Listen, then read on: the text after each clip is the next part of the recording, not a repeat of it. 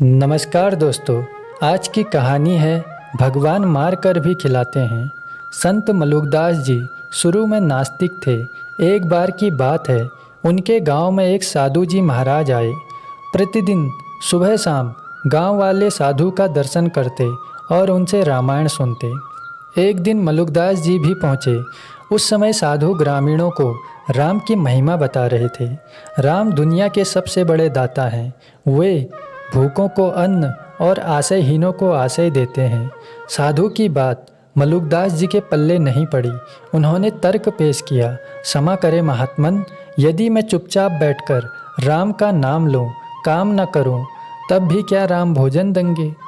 साधु बोले, अवश्य देंगे। तब मलुकदास जी बोले, यदि मैं घनघोर जंगल में अकेला बैठ जाऊं, क्या तब भी राम भोजन देंगे? साधु ने मलुकदास जी को विश्वास दिलाया, भगवान सबके पालनहार है, वे अवश्य भोजन देंगे। बात मलुकदास जी को लग गई। वे पहुंच गए जंगल में और एक घने पेड़ के ऊपर चढ़कर बैठ गए और राम नाम लेने लगे। चारों तरफ ऊंचे ऊंचे पेड़ थे, कटीली झाड़ियां थी, जंगल दूर दूर तक फैला हुआ था। धीरे धीरे चारों तरफ अंधेरा फैल गया, मगर न मलुकदास जी को भोजन मिला, ना ही वे पेड़ से उतरे। लेकिन उनका राम नाम निरंतर चल रहा था। दूसरे दिन दूसरे पहर घोर सन्नाटे में मलुकदास जी को घोड़ों के टापों की आवाज़ सुनाई पड़ी। वे सतर्क होकर बैठ गए। थोड़ी देर में चमकदार पोशाकों में कुछ राजकीय अधिकारी उधर आते हुए दिखे। वे सब उसी पेड़ के नीचे घोड़ों से उतरे और वहीं पर भोजन करने का निश्चय किया। एक अधिकारी थैले से भोजन का डिब्बा निकाल रहा था। तभी शेर की जबरदस्त दहाड़ सुनाई पड़ी। दहाड़ सुनकर सारे घोड़े बिदक कर भाग गए। फिर अधिकारियों ने स्तब्ध होकर एक दूसरे को देखा। फिर भोजन छोड़कर वे भी भाग गए। मलुकदास जी पेड़ से यह सारा नज़ारा देख रहे थे। वे शेर की प्रतीक्षा करने लगे, मगर दहाड़ता हुआ शेर दूसरी तरफ चला गया।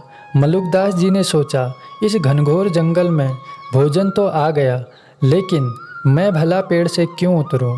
साधु महाराज ने तो कहा था कि तुम कुछ ना करो, चुपचाप राम का नाम लो, तब भी भगवान तुम्हें भोजन अवश्य देंगे। मलुकदास जी फिर से राम नाम में लग गए। तीसरे पहर में डाकुओं का एक दल उधर से गुजरा।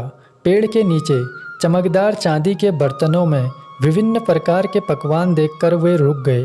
डाकुओं ने कहा, भगवान की लीला देखो, हम लोग भूखे हैं और इस निर्जन वन में सुंदर डिब्बों में भोजन रखा है, आओ पहले भोजन कर लें।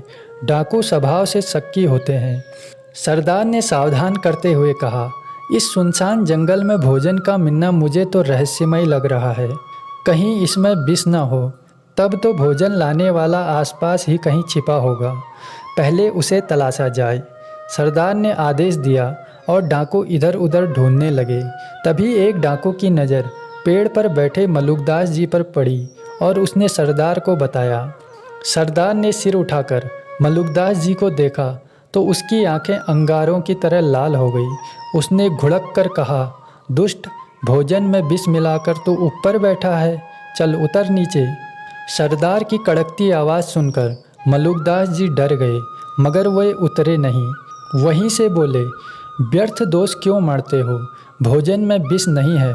सरदार ने एक साथी से कहा, यह झूठा है, पहले इसे पेड़ से नीचे उतारो और इसे भोजन कराओ, झूठ सच का पता अभी चल जाएगा।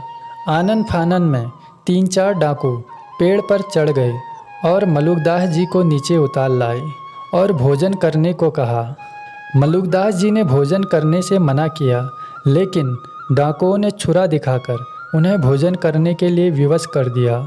मलुकदास जी ने भोजन कर लिया, फिर डाकुओं को पूरा किस्सा सुनाया। डाकुओं ने उन्हें छोड़ दिया।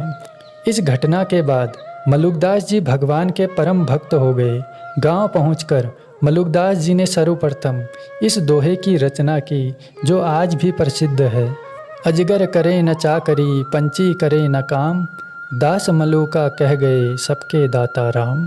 दोस्तों, इस कहानी को अंत तक सुनने के लिए धन्यवाद।